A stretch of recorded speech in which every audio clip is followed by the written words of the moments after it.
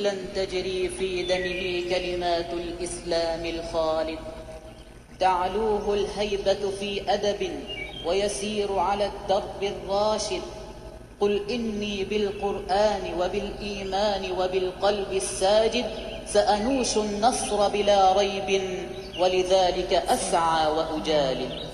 بقرآني وإيماني وتكبيرات إخواني، بقرآني وإيماني وتكبيرات إخواني، أهز الكافر الجاني بقرآني، وأحمي منه أوطاني، بقرآني، أهز الكافر الجاني بقرآني، وأحمي منه أوطاني، بقرآني، بقرآني وإيماني، وتكبيرات إخواني بقرآني وإيماني، وتكبيرات إخواني أهز الكافر الجاني بقرآني وأحمي منه أوطاني، بقرآني أهز الكافر الجاني بقرآني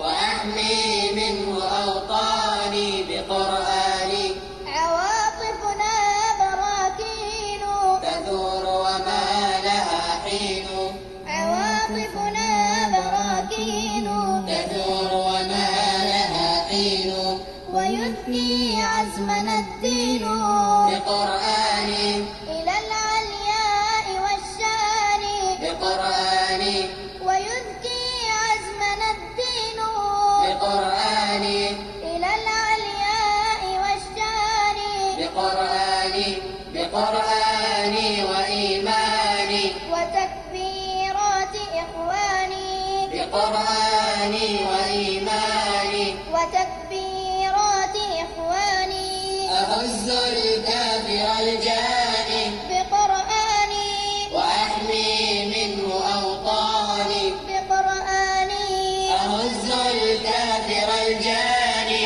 بقرآني وأحمي منه أوطاني، بقرآني لنا بمحمد مثل وبالأصحاب نتصل، لنا بمحمد مثل وبالأصحاب نتصل، سنفعل مثل ما فعلوا بقرآني، ببدر يوم فرقان، بقرآني، سنفعل مثل ما فعلوا بقرآني، ببدر يوم فرقان، بقرآني، بقرآني وإيماني، وتكبيرات إخواني بقرآني وإيماني، وتكبيرات إخواني أهز الكافر الجاني بقرآني وأحمي منه أوطاني، بقرآني.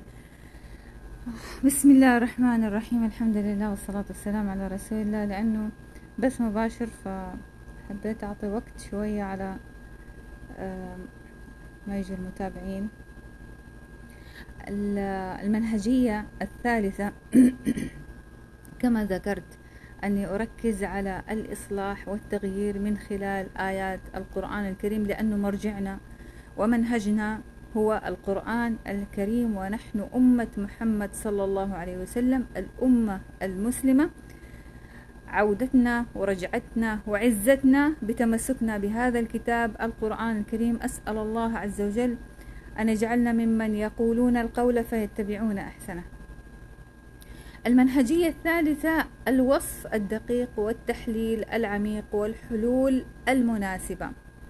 يذكر هنا الدكتور صلاح فك الله أسره: يغرم الكثير من الكتاب والباحثين والصحفيين والخطباء والأئمة بوصف الواقع دون تحليله أو وضع حلول مناسبة لأزمانه، فيخرج الناس من بين أيديهم وقد ازدادوا يقينا بفساد واقعهم، لكنهم ينقلبون إلى تيار بائس يائس في التغيير والإصلاح والوصول إلى النجاح والفلاح.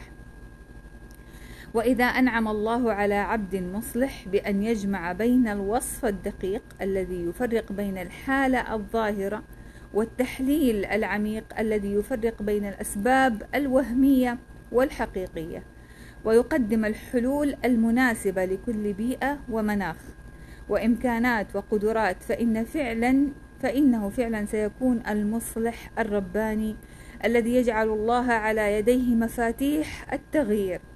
وأستطيع أن أسمي هذه المنهجية منهجية الطبيب، حيث يبدأ مع المريض بالكشف السريري وإجراء الفحوصات والإشاعات وتحاليل عديدة لينتهي إلى اكتشاف المرض والعرض، وأخيرا يقوم بوصف العلاج المناسب للعرض والمرض معا، ولا يكتفي بعلاج العرض دون المرض. وهذا بالضبط ما يجب اتباعه في تناول أي مشكلة خاصة بالإنسان في نفسه أو أسرته أو مجتمعه أو دولته، وإلا كنا كمن يذهب للطبيب فيكتشف الداء ولا يصف له الدواء. والحق أنني وجدت هذه المنهجية واضحة في القصص الثلاث التي فيها صراع بين الحق والباطل. سنجد هذه المنهجية ذات الأبعاد الثلاثة كما يلي. نقسمها في الكتاب، طبعا المهتمين والقراء يبحثوا في جوجل منهجية الإصلاح والتغيير من خلال سورة الكهف فيظهر لكم الجدول. أولا قصة أصحاب الكهف. الوصف الدقيق: إنهم فتية آمنوا بربهم. والوصف الدقيق: هؤلاء قومنا اتخذوا من دونه آلهة، إنهم إن يظهروا عليكم يرجموكم أو يعيدوكم في ملتهم ولن تفلحوا أبدا. والآية: ولبثوا في كهفهم 300 سنين وازدادوا 9. التحليل العميق: قولهم لولا يأتون عليهم بسلطان بين، وقوله فمن أظلم ممن افترى على الله كذبا. الحلول المناسبة: وليتلطف ولا يشعرن بكم أحدا. الحلول المناسبة: وليتلطف ولا يشعرن بكم أحدا. ثانيا قصة الصاحبين. الوصف الدقيق: واضرب لهم مثل الرجلين جعلنا لأحدهما جنتين من أعناب وحففناهما بنخل وجعلنا بينهما زرعا كلتا الجنتين آتت أكلها ولم تظلم منه شيئا وفجرنا خلالهما نهرا وكان له ثمر فقال لصاحبه وهو يحاوره أنا أكثر منك مالا وأعز نفرا. وقوله قال ما أظن أن تبيد هذه أبدا وما أظن الساعة قائمة ولئن رددت إلى ربي لأجدن خيرا منها منقلبا. التحليل العميق: ودخل جنته وهو ظالم لنفسه. وقوله لكن هو الله ربي ولا أشرك بربي أحدا. الحلول المناسبة: ولولا إذ دخلت جنتك قلت ما شاء الله لا قوة إلا بالله إن ترني أنا أقل منك مالا وولدا. الحوار: فعسى ربي أن يؤتيني خيرا من جنتك ويرسل عليها حسبانا من السماء فتصبح صعيدا زلقا أو يصبح ماؤها غورا فلن تستطيع له طلبا. وهنا في قصة ذو القرنين الوصف الدقيق: إنا مكنا له في الأرض. وأيضا فأتبع سببا حتى إذا بلغ مغرب الشمس وجدها تغرب في عين حمئة ووجد عندها قوما قلنا يا ذا القرنين إما أن تعذب وإما أن تتخذ فيهم حسنا. ثم أتبع سببا حتى إذا بلغ مطلع الشمس وجدها تطلع على قوم لم نجعل لهم من دونها سترا كذلك وقد أحطنا بما لديه خبرا ثم أتبع سببا حتى إذا بلغ بين السدين وجد من دونهما قوما لا يكادون يفقهون قولا قالوا يا ذا القرنين إن يأجوج ومأجوج مفسدون في الأرض فهل نجعل لك خرجا على أن تجعل بيننا وبينهم سدا. هذا الوصف الدقيق للملك العادل الذي يسعى للإصلاح، كيف يتبع الأسباب وكيف يأخذ مع الشعب، يأخذ يعني يسمع منهم شكواهم ويقول التحليل العميق: وقال هذا رحمة من ربي فإذا جاء وعد ربي جعله دكا وكان وعد ربي حقا. الحلول: قال أما من ظلم فسوف نعذبه ثم يرد إلى ربه فيعذبه عذابا نكرا وأما من آمن وعمل صالحا فله جزاء الحسنى وسنقول له من أمرنا يسرا. قال ما مكني فيه ربي خير فأعينوني بقوة أجعل بينكم وبينهم ردما آتوني زبر الحديد حتى إذا ساوى بين الصدفين قال انفخوا حتى إذا جعله نارا قال آتوني أفرغ عليه قطرا فما استطاعوا أن يظهروه وما استطاعوا له نقبا. فهنا التحليل والحلول المناسبة بعد الوصف الدقيق. فكان هذا رأي أو ما يراه من منهجية للدكتور، أننا حينما نعاني من مشكلة في المجتمع ليس فقط مجرد أنه وصف وبدون حلول، فنحن بحاجة إلى حلول لهذه المشاكل التي نعاني فيها في المجتمعات حتى نصل للإصلاح والتغيير بإذن الله تعالى. المنهجية الرابعة: البحث فيما تحته عمل فقط. منهج القرآن والسنة هو لفت الأنظار عن التنظير والتجريد إلى التأصيل والعمل، وهذا مشكلتنا إحنا كمجتمع عربي. نأخذ سفاسف الأمور والأحداث التي ليس لها منفعة في الإصلاح أو التغيير. منهج القرآن والسنة هو لفت الأنظار عن التنظير والتجريد إلى التأصيل والعمل، وأن ما ليس تحته عمل لا يكترث له كثيرا. ومن الشواهد على ذلك من القرآن والسنة ما يلي: أولا، ورد في سبب نزول الآية: يسألونك عن الأهلة قل هي مواقيت للناس والحج وليس البر بأن تأتوا البيوت من ظهورها ولكن البر من اتقى وأتوا البيوت من أبوابها واتقوا الله لعلكم تفلحون. أن معاذ بن جبل وثعلبة بن غنم الأنصاري قالا: يا رسول الله، ما بال الهلال يبدو رقيقا مثل الخيط ثم يزيد حتى يستوي ثم لا يزال ينقص حتى يعود كما بدأ. فنزلت: يسألونك عن الأهلة، فصرف الإجابة إلى العمل. هنا سبحان الله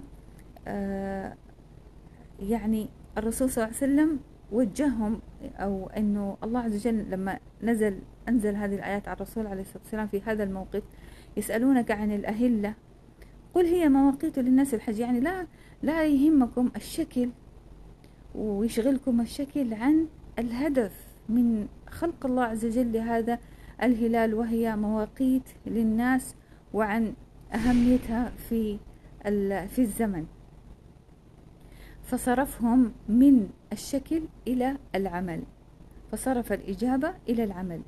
ثانيا، وقد طبق عمر رضي الله عنه هذا المبدأ عندما ظل حتى وفاته يتحرى معنى كلمة الكلالة في سورة النساء، لأنها آية تترتب عليها معرفة تقسيم المواريث عمليا، بل قال قبل موته: إني لم أدع شيئا هو أهم إلي من الكلالة، وما راجعت رسول الله صلى الله عليه وسلم مثل ما راجعته في الكلالة. أما عندما قرأ سيدنا عمر رضي الله عنه عن سورة عبسة ووقف عند قوله تعالى: وفاكهة وأبا، فإنه سأل نفسه أول الأمر: هذه الفاكهة قد عرفناها، فما الأب؟ ثم عاد سريعا إلى منهج البحث الصحيح فقال: ويلك، إن هذا لهو التكلف يا ابن عمر، ماذا لو تعرف ما الأب؟ الفاكهة هي طعام الناس، والأب هو طعام المواشي، فلا عليه إذا لم يعرف معنى الأب، حيث ليس تحتها أي جانب عملي مفيد. وهذا ما نبه إليه سيدنا عمر ابن عبد العزيز رضي الله عنه في الخلاف بين سيدنا علي رضي الله عنه ومعاوية، حيث قال: هذه فتنة طهر الله منها أيدينا، أفلا نتطهر منها ألسنتنا؟ خاصة أن كلا قد أفضى إلى ربه وكافأه أو حاسبه على ما فعل، وليس تحت بحث الخلاف من عمل سوى مزيد من الفرقة والشقاق والتمزق والخلاف. ولذا فيبدو لي أن هناك أقوالا في تفسير سورة الكهف امتلأت بها بعض كتب المفسرين تخرج بنا هذا الهدف الكبير رغم توجيه الآيات في صدورها. قال تعالى: ما لهم به من علم، وقوله: لولا يأتون عليهم بسلطان بين، وقوله: سيقولون ثلاثة رابعهم كلبهم، ويقولون خمسة سادسهم كلبهم رجما بالغيب، ويقولون سبعة وثامنهم كلبهم، قل ربي أعلم بعدتهم ما يعلمهم إلا قليل، فلا تمار فيهم إلا مراء ظاهرا ولا تستفت فيهم منهم أحدا. يعني سبحان الله، ليس المهم العدد، ولكن المهم القصة والجوهر، جوهر القصة. ومع هذا النهي الصريح عن المراء وعدم الاستفتاء فيما ليس تحته عمل، فإن هناك صورا من الاستهواء للبحث في تفاصيل غير مفيدة عمليا، وعدم الالتزام بهذه المنهجية، البحث فيما تحته عمل فقط. ومن صور الإغراق في القضايا النظرية مما يلي: هناك روايات تفننت في تحديد اسم الملك الذي هدد الفتية بالقتل رجما فاضطرهم إلى الإيواء إلى الكهف، حيث وردت روايات أنه اسمه ديقانوس، المهم كما ذكر. وثانيا وردت روايات في كتب التفسير عن اسم الكلب أنه حمران أو قطمير. هذه كلها أمور ليست لها أي قيمة في معلوماتنا بالنسبة للتدبر في القرآن والإصلاح كعمل. ثالثا ذكروا بعضهم نوع الطعام أزكى طعاما، أنه البر أو التمر أو الأرز أو الزيت. رابعا اختلف في الصاحبين، هل هما إخوان مخزوميين من مكة الأسد وإلى آخره. خامسا أورد بعض المفسرين روايات عن موضوع مجمع البحرين، حتى كادوا أن يذكروا كل مكان في العالم فيه التقاء بحرين من ذلك: التقاء بحر فارس والروم، التقاء بحر فارس وخراسان، التقاء بحر الأردن والقلزم، والأخير البحران هما موسى والخضر. والأخير يدل على الإفلاس الحقيقي، إذ كيف يبحث سيدنا موسى عن نفسه وهو القائل: لا أبرح حتى أبلغ مجمع البحرين أو أمضي حقبا. سادسا اختلاف أيضا في القرية البخيلة التي لم تطعم سيدنا موسى والخضر، فقيل في الأبلة وقيل في أنطاكيا الأندلس. سابعا اختلاف أيضا في القرية البخيلة التي لم تطعم سيدنا موسى والخضر، فقيل في الأبلة وقيل في أنطاكيا الأندلس. سابعا اختلاف أيضا في القرية البخيلة التي لم تطعم سيدنا موسى والخضر، فقيل في أنطاكيا الأندلس. وقيل في بجروان بأذربيجان، وقيل من قرى الروم. 7. ومن الإسهاب فيما ليس تحته عمل ما ورد في طول الجدار وعرضه وارتفاعه مما لا يتصوره عاقل. وردت روايات عن مكان الكهف، فقيل يعني هذه كلها أمور تضيع من الهدف الأساسي كمنهجية عملية نريد فيها الإصلاح والتغيير. اختلف في زمن القصة، هل كانت في زمن سيدنا موسى وسيدنا عيسى، واختلف في اسم الغلام المقتول، واختلف في نوع الكنز هل هو مكان كثير، وكما اختلف في اسم الغلام، واختلف في اسم سيدنا الخضر، واختلف في اسم ذي القرنين وأصله، واختلف في أسماء القوم الذين لا يكادون يفقهون قولا. وقيل يأجوج ومأجوج الكثير، وأنهم ينجبون 1000 من الذكور و1000 من الإناث. ماذا تعني هذه الأقوال في ميزان الفوائد التربوية والدعوية لإصلاح النفس والمجتمع؟ وهل في هذا التفنن في عرض روايات لا أصل لها ولا دليل عليها وإلا صرفا للقارئ عن واجباته نحو نفسه ومجتمعه؟ وهل يتوافق هذا مع كون القرآن كتاب هداية وليس عرضا لروايات تاريخية؟ هل يغني هذا شيئا من علاج واقع مرير لأمتنا الإسلامية في التخلف العلمي والحضاري والتكنولوجي، أم يجب أن تبقى السورة دافعة للأمة للسعي الحثيث من الاستضعاف إلى الحوار ثم الاستخلاف، ومن الاستهلاك إلى الإنتاج، ومن الفرقة إلى الوحدة، ومن الأثر إلى فعل الخير ونفع الغير؟ نحن في مسيس الحاجة إلى تنمية كل فكرة تنتج إيمانا وعملا صالحا وإصلاحا لعالمنا كله، شرقه وغربه وبين السدين، كما فعل ذو القرنين في نهاية السورة. وأختم بقصة تتكرر في مراكز الأبحاث والأقسام العلمية في الجامعة العربية والإسلامية، وهنا هذه القصة جدا مهمة لكل مسؤول وكل رئيس وكل حاكم. أختم بقصة تتكرر في مراكز الأبحاث وكل باحث والأقسام العلمية في الجامعة العربية والإسلامية التي تقدم الأبحاث للحصول على درجة الماجستير والدكتوراه والترقيات، وهم كم هائل وكبير يمكن أن يصلح الأمة في أقل من عقد من الزمان لو اتجه البحث العلمي للوجهة الصحيحة للبحث فيما تحته عمل وليس فيما تحته ثمن، ترقية، مرتبات، مكافآت، مؤتمرات، ندوات.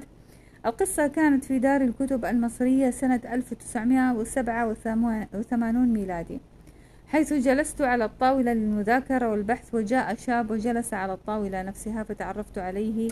ومن عاداتنا أن يذكر كل لأخيه موضوع بحثه لعل عنده كتابا أو فكرة، فسألت صديقي الجديد عن موضوع رسالته للدكتوراه التي قطع فيها 4 سنوات من البحث والتحري، 4 سنوات من البحث والتحري ليلا ونهارا.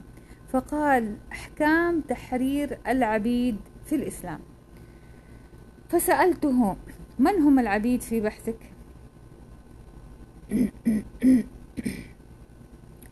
فقال: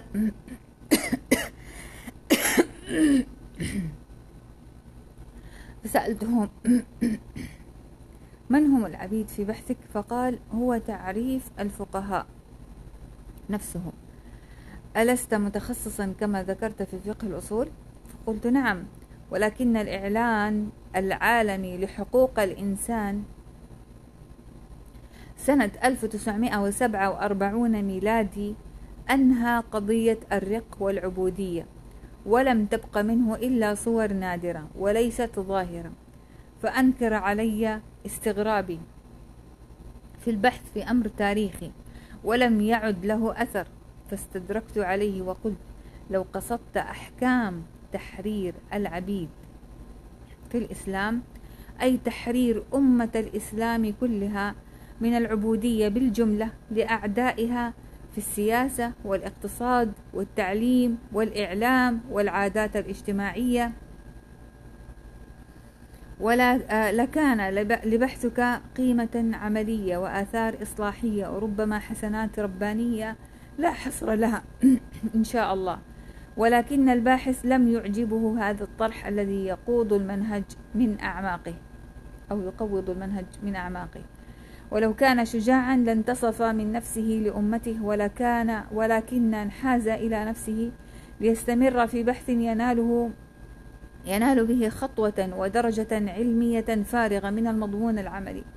وعندما أرى حجم الإلحاح على قضية الإسبال للثوب رغم ما ورد من أقوال الفقهاء والأصوليين في حمل المطلق على المقيد، في أن الإسبال المحرم هو المقترن بالعجب والخيلاء أو الأكل على الأرض بدون ملاعق، رغم ما يبدو يقينا أنها سنة فعلية أو عادة اجتماعية تفيد الإباحة فقط، أجدني أبحث عن شيء آخر، هو كيف نأكل مما نزرع ونلبس مما نصنع، وهو مما لا شك اليوم في وجوبه مع ارتباط الطعام وإنتاج الأساسيات بالحريات السياسية والاقتصادية، كما عبر عنها بوضوح فضيلة الشيخ الشعراوي رحمه الله بقوله: من لم يكن طعامه من فأسه لم يكن قراره من رأسه.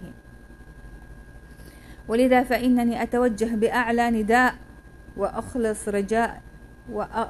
رجاء وأرقى دعاء لإخواني الباحثين والباحثات والمحاضرين والمحاضرات والمتحدثين والمتحدثات والخطباء من ذوي الغيرة على واقع الأمة: لا تدخلوا في بحث ليس تحته عمل، ولا تنشئوا خطبة فيها معلومات تجريدية ليس تحتها عمل، فهذا كله قد ينتهي بنا إلى الانتقال من العمل إلى الجدل، ومن الإبداع إلى الكسل، ومن الإقدام إلى التراجع والخور، ومن الإنتاج إلى الاستهلاك. وفي الحديث الذي رواه ابن ماجه بسنده أن الرسول صلى الله عليه وسلم قال: ما ضل قوم بعد هدى كانوا عليه إلا أوتوا الجدل. وهنا سبحان الله يعني أذكر موضوع الحوار والجدل، حتى الواحد يعني يصل إلى الاتفاق من الفرقة إلى التحالف إلى الاستخلاف. أذكر أني سمعت في حوار إحدى الاجتماعات كان في مديرات، فتعجبت حقيقة، يعني مديرات من جميع المدارس، كان ما كان اجتماع صراحة، كان حراج. هذا الكلام يمكن أكثر من 20 سنة تقريبا. يعني أنا استغربت من حوار كان هذا يصرخ وهذا يزعق وهذا يرد وهذا يجوا. طبعا ذكرني هذا الموقف أمس، كان في الكلاود هاوس، كان في حوار بين جنوبي وبين واحد ما أدري يعني إيش حكايتهم، بس كل واحد ما في حوار، ما في تفاهم، كل واحد يدلي بدلو، يبغى يطلع كلام، بس يبغى يفضفض، ما أدري إيش المشكلة عندهم. لكن عندنا مشكلة في الحوار، يعني خاصة المسؤولين والرؤساء والمدراء عندنا مشكلة في موضوع الحوار وتقبل الآخرين والحوار مع الآخرين وفهم الآخرين. فأسلوب القمع والاستبداد والقهر والسب والشتم، وأنت كذا وأنت كذا وأنت، ما راح نطلع بنتيجة، ولن نتفق، ولن يعني لن يكون لنا قائمة إذا ما كان في رجل حكيم يجمع على الطاولة. صراحة يعني ما أدري إيش أقول، منظمة الأمم العربية ولا غيرها ولا اللجان العالمية هذه، إذا إحنا ما حاولنا كأمة مسلمة أن ننشئ لنا نحن بقيمنا بقرآننا قيم الاحترام والاحترام الرأي الآخر وتقديم الشريعة الإسلامية على القوانين الوضعية، بإذن الله تعالى ستكون لنا عزة وسيكون لنا كرامة وسيكون للإنسان حرية. فنحن أمة الإسلام أمة واحدة، نتعاضد نتكاتف فحتى نصل إلى الحوار. فهنا يعني موضوع جدا مهم، ألا ننشغل بسفاسف الأمور ولا ننشغل بالشكليات والمظاهر. حتى موضوع النهضة، يعني ما الفائدة إذا إحنا اهتمينا بمصانع وقاعدين لازلنا عبيد تحت قوانين صهيو أمريكية، أو نمد أيدينا إلى أعداء الإسلام، ولا نستطيع حتى أن نأكل من فأسنا، لا نستطيع حتى أن نصنع أدويتنا بأنفسنا. فنحن بحاجة إلى أمور عملية حتى ننفطم أو نخرج من العبودية اللي احنا فيها والرق العبودية اللي احنا فيها تحت التهديدات من أعداء الإسلام. لا متى نظل نتخاذل، ولمتى نظل كالعبيد لهم ونسمع كلامهم ونفضل ناخذ رأيهم؟ نحن أمة أعزنا الله بالإسلام، قالها سيدنا عمر بن الخطاب رضي الله عنه، نحن أمة أعزنا الله بالإسلام، فمهما ابتغينا العزة لغير الله أذلنا الله عز وجل. وكما نرى الآن كورونا طولت معانا، وكثير من المصائب في العالم من الحرائق ومن الحروب، فنسأل الله عز وجل أن يكفينا شر كل ذي شر وينصر الإسلام والمسلمين. نحن بحاجة أن نتكاتف وأن نتوحد، نوحد صفوفنا، بحاجة أن ما أعرف كيف أصيغها، إعادة فرمة حتى الضمائر هذه تحيا من جديد، القلوب هذه ترق، المسلم يرق ويخشى على أخوه المسلم كما يخشى على نفسه، حب لأخيك كما تحب لنفسك. فأنا هذه رسالتي اليوم أوجهها طبعا إلى كل من يهتم بهذا العلم. طبعا أكيد يعني الباحثين والقراء ما هم محتاجين لكلامي ولا هم محتاجين إنهم يسمعوا لي، حتى عندهم الكتب وعندهم المراجع، ولكن نحن بحاجة إلى تطبيق عملي، نحن بحاجة إلى تطبيق عملي. وأنا الآن أطالب الملك سلمان حفظه الله أن ينظر إلى المظلومات التي ناشدنا الملك سلمان قبل 7-8 سنوات من المدينة المنورة. أقول زمان كنا نبكي لما نسمع معاناة النساء في سوريا من السجون، والله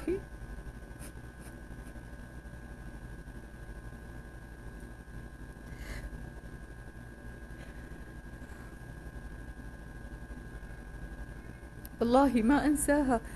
كنت طفلة صغيرة، لكن لما كنت أسمع الشيخ أحمد القطان الله يحفظه وهو في الشريط وهو يقرأ رسالة من نساء سوريا في السجون، كيف حالهم، كيف وضعهم، احنا نقول احنا مسلمات الحمد لله في بلد الرسول عليه الصلاة والسلام، نتعرض من سحرة، نتعرض لتحرش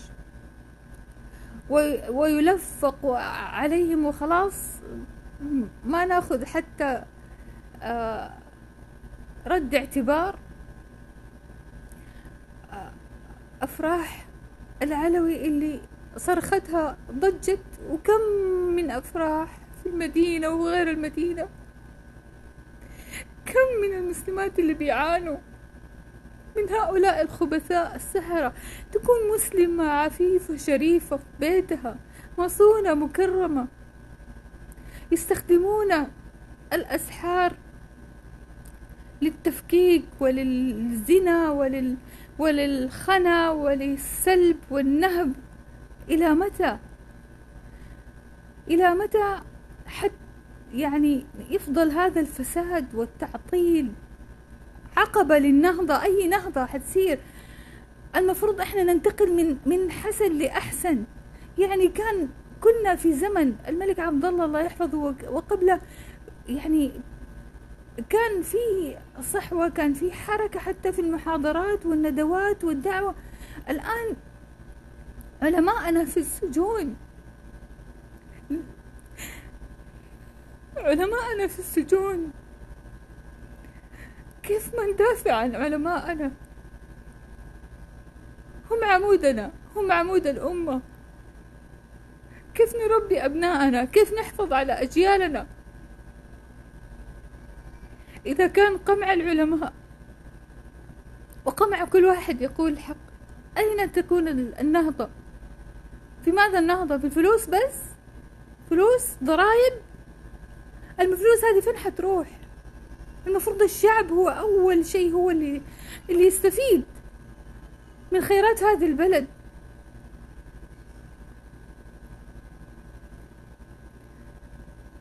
أسأل الله عز وجل يا رب